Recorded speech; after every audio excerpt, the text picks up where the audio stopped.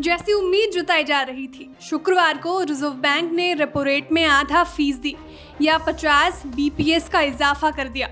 इसके साथ ही repo rate 5.9% पर पहुंच गया है।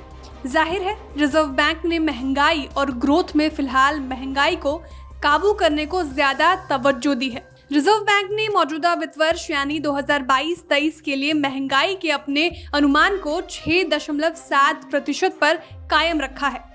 इसका मतलब यह है कि आरबीआई को लग रहा है कि फिलहाल महंगाई ऊंची ही रहने वाली है। दरअसल महंगाई को लेकर रिजर्व बैंक का टॉलरेंस लेवल 4 से 6% है। इससे ऊपर महंगाई होते ही आरबीआई ब्याज दरों में इजाफे जैसे कदम उठाने पर विचार करने लगता है। शुक्रवार की मॉनेटरी पॉलिसी में रिजर्व बैंक ने 2022-23 की दूसरी तिमाही में महंगाई के 7.1% रहने, तीसरी तिमाही में इसके 6.5% रहने और चौथी तिमाही में 5.8% रहने का अनुमान जताया है। यानी रिजर्व बैंक को लगता है कि इस फिस्कल के अंत में जाकर ही महंगाई काबू में आएगी। अब ज्यादातर लोगों के दिमाग में ये सवाल आएगा कि आज के रेट हाइक का उनके ऊपर क्या असर पड़ेगा। तो चलिए इसे समझने की कोशिश करते हैं। सीधी बात है, आपका कर्ज आने वाले दिनों में और महंगा होने वाला है।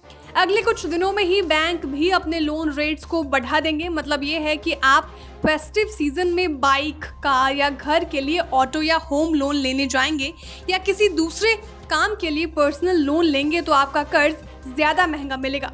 होम लोन की दरें पिछले साल के आखिर में 6.7% थी। अभी रेट 8.25% पर आ गया है। मतलब पिछले 9 महीने में ही होम लोन 1.55% महंगा हो गया है।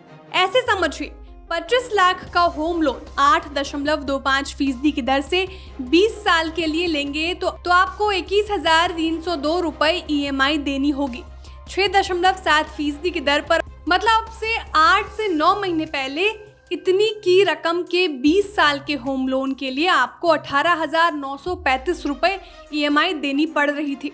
यानी आपकी EMI 2,367 रुपए बढ़ गई है। अब अगर आज के रेट हाइक के हिसाब से बैंक 0.25% भी रेट बढ़ाते हैं तो होम लोन का रेट 8.50% हो जाएगा। इस हिसाब से आपका 25 लाख रुपए का होम लोन 20 साल के लिए 21,696 रुपए की EMI पर मिलेगा। यानी आपकी EMI पिछले 2-3 महीने के मुकाबले ही करीब 400 रुपए बढ़ने वाली है। EMI का ये असर आपको हर तरह के लोन पर दिखाई देगा। यानी आपके घर का बजट निश्चित तौर पर गड़बड़ाने वाला है। लेकिन अगर आप बैंक में FD, RD कराते हैं तो इन पर आपको ज्यादा ब्याज भी मिल सकता है। अब आप पूछेंगे कि भाई कर्ज महंगा होगा, ये सुन कर तो कान पक गए हैं। मैं बाजार में पैसे लगाता हूँ, आरबीआई के रेपो रेट बढ़ाने से मेरे इन्वेस्टमेंट पर क्या फर्क पड़ेगा? तो आपको हम बता दें कि इस रेट हाइक से इन्वेस्टर्स भी अछूते नहीं रहेंगे।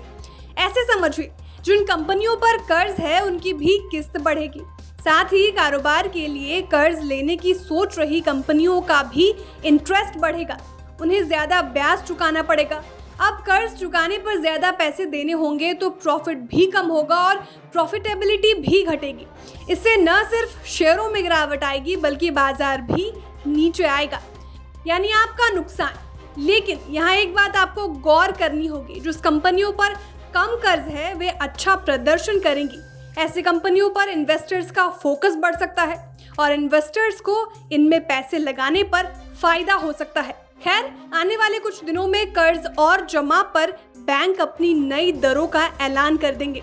ऐसे हालात में आपको भी अपने लोन लेने, घर का बजट संभालने और इन्वेस्टमेंट को लेकर प्लानिंग में बदलाव करना पड़ सकता है। Bureau report, बिस्ताक।